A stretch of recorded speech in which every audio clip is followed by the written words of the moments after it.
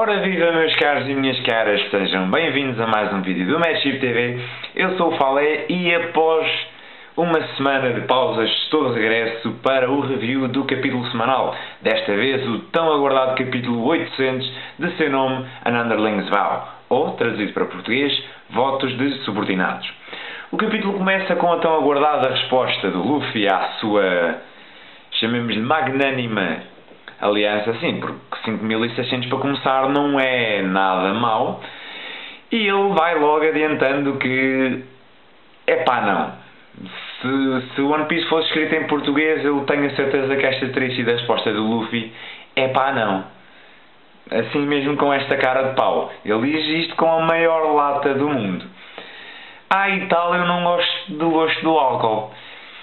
Quando ele passou os últimos 800 capítulos a beber que nem um desalmado sempre que há festas. Pois, cenas.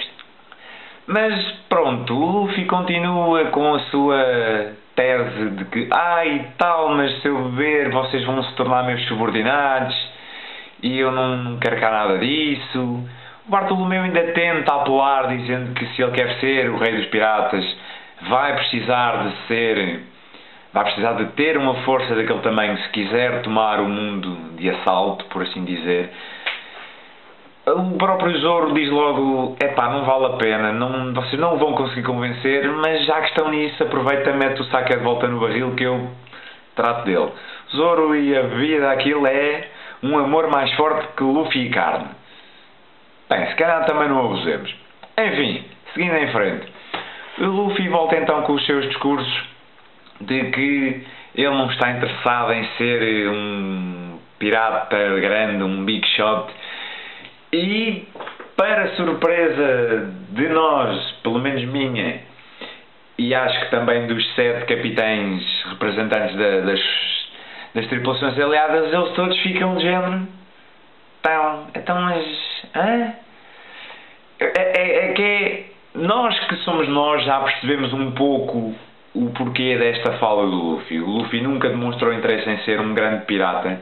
O Luffy quer apenas ser um pirata livre. Ele quer fazer o que quer, quando quer, onde, como, whatever. Ele quer ser a pessoa com a maior liberdade do mundo. É engraçado esta cena, é que todos fazem este pequeno inclinar para o lado. Até mesmo o Ariodin está sentado. Eu acho que é daqueles detalhes que às vezes não precisam de estar lá, mas que o Oda mesmo assim mete só mesmo para dizer eu pus. Interessante. Continuando. Os piratas, o Cavendish, principalmente o Cavendish, o Ideo e o Sai já ficam completamente passados com o Luffy. O próprio Orlumes fica, mas será que o que é que não te faz feliz? Será que é a falta de, será que somos poucos? Sim, 5.600 e são poucos. Será que somos poucos? Não te esqueças de que vais precisar de ter estes números. Até o mais forte dos oponentes não consegue bater a força dos números.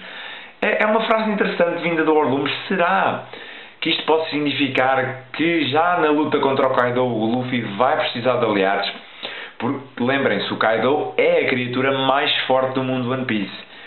E talvez a única maneira de derrotar o Kaido seja de facto a quantidade. Claro que essa quantidade precisa de ter qualidade. Mas se calhar será preciso mais a quantidade do que outra coisa qualquer. Nós ambos, todos sabemos que o Luffy não consegue derrotar o Kaido. E sim, atirem-me tudo o que quiserem, façam o que quiserem, o Luffy não está pronto para o Kaido. Dificilmente o Luffy estará pronto para o Kaido. Eu sei, na altura o Luffy não estava pronto para o Crocodile, o Luffy não estava pronto para o Lucci. Para o Enel, pronto, se não fosse a fruta do Enel, o Luffy se calhar também não estaria pronto para o Enel. O Luffy não estava pronto para os adversários que enfrentou, sim, é verdade, e o Luffy acabou por derrotá-los na mesma. Mas é que eu não sei, é que já a luta contra o Dom Flamingo foi tão dolorosa, tão custosa, não só para o Luffy, como também para o Law, para toda a Dressrosa. Eu acho que qualquer coisa menos do que foi a luta do Dom Flamingo contra o Kaido, acho que vai ser desapontante.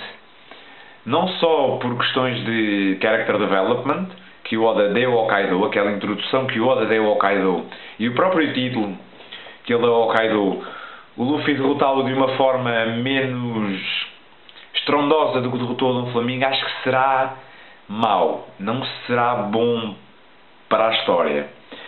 Mas enfim, e o Luffy então remata mais uma vez que se ele precisar de ajuda, ele vai gritar por eles e espera que eles venham. E, tal como isso, se eles precisarem de ajuda, é só gritarem que o Luffy estará lá antes que eles próprios se apercebam. E é aí que o Bartolomeu cai em si e se apercebe que de facto o Luffy não quer ser um grande pirata, o Luffy quer ser livre. E mais uma vez remato que o Luffy disse isto em Shabondi ao Rayleigh, se não me engano. Eu acho que foi em Shabondi, ou foi alguém que lhe perguntou porque é que ele queria ser o rei dos piratas, e ele respondeu: simples, o rei dos piratas é o homem com mais liberdade do mundo. E esta frase na altura ficou assim. Muitos diziam que tinha... Houve pessoas inclusive que já cogitaram isso com a teoria do propósito herdado e da explosão, da destruição da Red Line. Mas isso são pontos para outra altura. Não vamos... E pronto, voltando ao tempo presente, deixando o One Piece lá no fim da Grand Line, que é lá que ele está bem por enquanto. O Bartolomeu então cai em lágrimas, para variar. Aquele homem, sempre que o Luffy ou os Mugiwara estão metidos, eles fazem lágrimas. Eu admiro-me ter demorado tanto tempo até lá chegar. E eles já queriam obrigar o Luffy a beber e não sei o quê. Estava tudo já a querer tratá-lo como tudo menos um capitão. Até o Usopp fica: então, mas isso é maneira de tratar o homem que vocês querem que seja o vosso capitão. Enfim, no entretanto, a frota aliada começa a ser atacada por uma outra frota aliada. Uma frota aliada de gente que estava, de piratas, de bandos, de pessoas que estavam a tratar de negócios com o Doflamingo. Provavelmente todos aqueles navios e mais alguns daqueles que foram aparecendo há uns capítulos atrás, que tinham negócios com o Doflamingo e que graças ao Luffy todos esses negócios foram por água abaixo. Eu tenho uma coisa a dizer sobre eles. Eu tenho pena. Porque... É que não é só pelo Luffy, porque eu acho que até só o Orlumbus, com 10 navios da frota dele, era o suficiente para arruinar com qualquer frota zeca de piratas meia-lecas que possam aparecer só porque o Luffy estragou os negócios com o Doflamingo. Não sei, talvez tenha algum big shot lá pelo meio que o Oda esteja a guardar para o futuro, porque se a frota aliada será uma presença marcante no futuro da história do One Piece, talvez esta frota inimiga também o seja. Talvez esta frota inimiga cresça mais e se alie a outras frotas, talvez debaixo das asas de um Supernova, quem sabe? Já que todas estas 7 tripulações se juntaram debaixo da asa de um Supernova. 2 se contarmos com o Zoro, 3 se contarmos com o Law, é um aliado direto do Luffy. Mas pelo menos debaixo da asa de um Supernova eles estão. Enfim, por enquanto são apenas piratas, uns meia-lecas que apareceram por aí, e para surpresa de muitos, o Fujitora até ajudou, para surpresa salvo seja. Eu sabia que o Fujitora, achava que a participação do Fujitora já estava acabada. Eu esperava ver do Fujitora se calhar ele a ser cascado na cabeça pelo Tsuru, mas afinal o Fujitora decidiu largar os escombros. Eu já nem me lembrava dos escombros, eu achava que ele já tinha deitado os escombros fora, mas não, estava ali tudo bonito a flutuar, a tapar o sol. E os escombros começam a cair na frota inimiga. O Fujitora diz que é o presente de despedida dele para o Luffy, quase que uma forma simbólica de agradecimento por parte do Fujitora. E entretanto vemos também os marinhos a saberem da situação, dos escombros a caírem, o Basti a pensar que o Luffy já tinha sido derrotado, mas não. Pelo que os marinheiros dizem, os escombros estão a falhar todos os alvos que deviam. A frota Yantamaria neste caso, e estão a acertar a frota inimiga. E entretanto o Fujitora agradece mais uma vez ao Luffy por tudo o que ele fez em Dressrosa, pelo fato de ele ter sido como que obrigado a limpar a porcaria que o governo fez. e que o Fujitora não tem palavras para o agradecer, e que aquilo foi um gesto simbólico, uma maneira simbólica de lhe agradecer, mas que aquilo é para ficar ali entre eles. Só que entretanto aparece o Sengoku montado num gorila e tal, eu ouvi, e o Fujitora tipo, Oda para desenhar caras é lindo, aquela cara do Fujitora é priceless. E é engraçado que acho que é o primeiro almirante que nós vemos a fazer caras parvas, porque nós já vimos vários piratas a fazer caras parvas, mas o almirante da marinha, ou algum membro da marinha, tirando o Garp e tirando o Sengoku por acaso nunca, não, o Garp, mais o Garp. O Sengoku fez uma vez no flashback do Corazon, mas foi coisa pouca.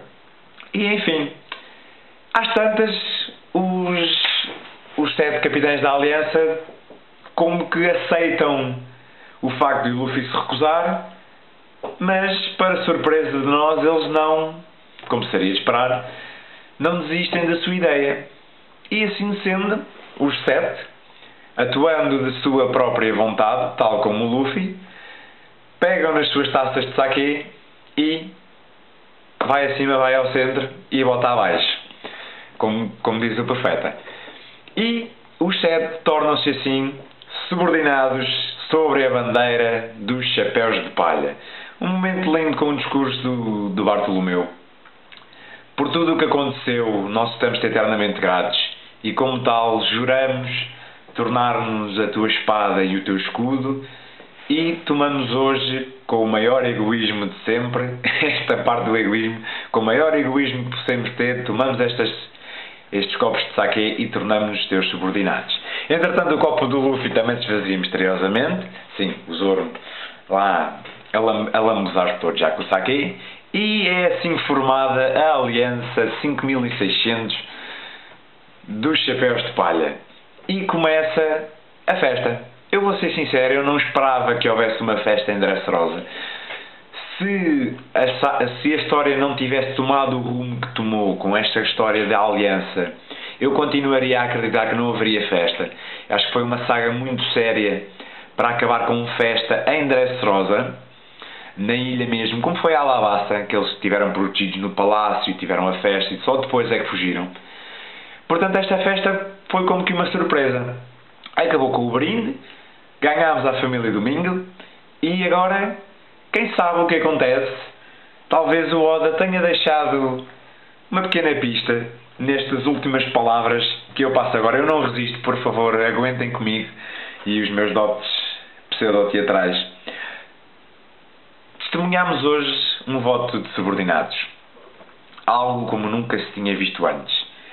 Nunca saberemos se eles tinham algum plano na mente ou se simplesmente se sentiram atraídos para Luffy. Hoje, estes 7 piratas tornam-se então subordinados dos Chapéus de Palha. Todos eles irão crescer e a seu tempo farão a sua própria marca na história. E todos eles serão cruciais num grande evento que irá acontecer nesta era. Mas isso é uma história que ainda está para ser contada. Eu estou com pele de galinha. Eu quando li isto a primeira vez, eu só pensei, minha Nossa Senhora de tudo, dos remédios, do carmo, do caneco. Isto, eu ao início chamei disto um foreshadowing. Não é bem um foreshadowing, porque os foreshadowings normalmente são algo mais subtil. Isto foi uma declaração do caneco. Porque o Oda confirmou, vai existir um evento pivotal nesta era, vai existir algo grande, todos nós já suspeitávamos disso. Mas, meus caros, estes 7 piratas, estes 7 representantes, estes 7 líderes, todos eles irão crescer e todos eles irão ter uma grande participação nesse evento magnânimo que estará para vir num futuro. Algumas considerações sobre o capítulo. Eu publiquei, se não me engano, na semana passada, na quinta-feira, um pequeno texto sobre o que eu achava que seria o destino dos vários personagens, dos vários líderes e consequentes subordinados da Aliança 5600.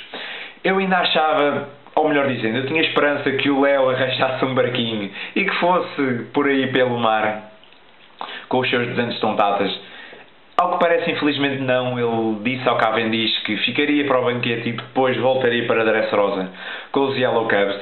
Eu duvido que os Yellow Cubs não terem força suficiente, mas que eles andem com os Yellow Cubs de um lado para o outro assim. Talvez não, mas eu, depois da declaração de Léo, eu acho que eles vão ficar em Dressrosa. Eles vão crescer em Dressrosa. Agora que os cidadãos sabem deles, talvez possa existir ali uma relação mais aberta entre eles, que proporcione crescimento para ambas as partes. Não sei, talvez. Mais uma coisa em relação à frota Yonta Maria. Eu referi também nesse texto que a frota Yonta Maria provavelmente teria outras pessoas com um cargo abaixo do Orlumbus, sendo o Orlumbus o almirante, provavelmente haverá vice-almirantes, ou talvez sejam chamados por outro termo. Eu chamo vice-almirante por agora, enquanto não se sabe mais sobre isso. Ouvimos o nome de pelo menos um desses vice-almirantes neste capítulo, que se chama Corlumbus. Eu não sei se vai ser Corlumbus ou Calambas. Eu vi as duas traduções, não sei qual delas está a correta por enquanto. Acho que vamos ter que esperar pelo anime ou pela tradução direta do japonês para sabermos ao certo. E é isso, meus caros e minhas caras, a saga de Dressrosa está oficialmente terminada. Aleluia, Deus do céu, após 2 anos, 100 capítulos, a saga de Dressrosa está fechada, arquivada, e para a semana, no capítulo 801, começa a nova saga. Será o ano? Será Zou?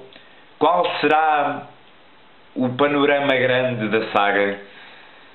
Será que Pancazard e Dressrosa já fizeram parte da saga do Kaido? A grande saga do Kaido, que é depois dividida em várias pequenas sagas? Ou será que a grande saga desta vez é o ano e Pancazard e Dressrosa fazem parte da grande saga do ano e a seguir à saga do ano é que será a saga do Kaido? O Kaido não aparecerá nesta saga e sim a Big Mom? Não sei. Com este fim é difícil de prever o que está para acontecer. Eu acho é que no próximo capítulo a festa já terá acabado. Provavelmente veremos alguns membros da Aliança estendidos no chão, podres da bêbados. E agora resta saber se eles entretanto chegam a Zou ou chegam a um ponto onde estejam os vários navios dos vários membros da Aliança. O navio do Cavendish, o navio do Bartolomeu, talvez já um navio para o Ideo e os seus 3 novos tripulantes, companheiros de viagem. Não sei se o Hariudin tem um navio, mas se tiver caneco deve ser do mesmo tamanho do Yonta Maria, porque o Yonta Maria aguenta com o Hariudin lá dentro. Por isso não sei se veremos talvez os outros 4 gigantes, ou se isso ficará para a saga de Elbaf, ou se eles só chegam a Zou muito depois, uns 4 ou 5 capítulos depois, não poderão demorar muito mais, eu espero que não demorem muito mais, ou se vai que aparece a tripulação do Lore no submarino amarelo, e eles vão até Zou com o submarino amarelo. Não sei, digam-me a vossa opinião, partilhem as vossas teorias, as vossas opiniões sobre este capítulo, o que é que acharam do tão esperado capítulo 800. Eu sou sincero, eu estava à espera de algo mais bombástico, uma revelação tipo um personagem novo, o perfil de alguém, vermos alguém sem ser a sombra, por exemplo o Vegapunk, a Big Mom, vai na volta ao 7º Shichibukai, quem sabe, ver o... Não sei, eu esperava algo mais bombástico, mas não posso dizer que estou chateado, antes pelo contrário, depois de toda a emoção dos últimos 6, 5 capítulos, a partir do 795 a coisa pegou ali e nunca mais largou. A partir do momento em que o Kaido apareceu, esqueçam, foi sempre a subir. Houve ali umas falhas no 796, no 797, foram um bocadinho mais... Mas pronto, como eu sempre digo, do ponto de vista do storytelling, foi necessário. E por hoje é tudo, meus caros e minhas caras, eu despeço-me de vocês. Até para a semana, para o review do capítulo 801, onde começaremos então com a nova saga. Até à próxima.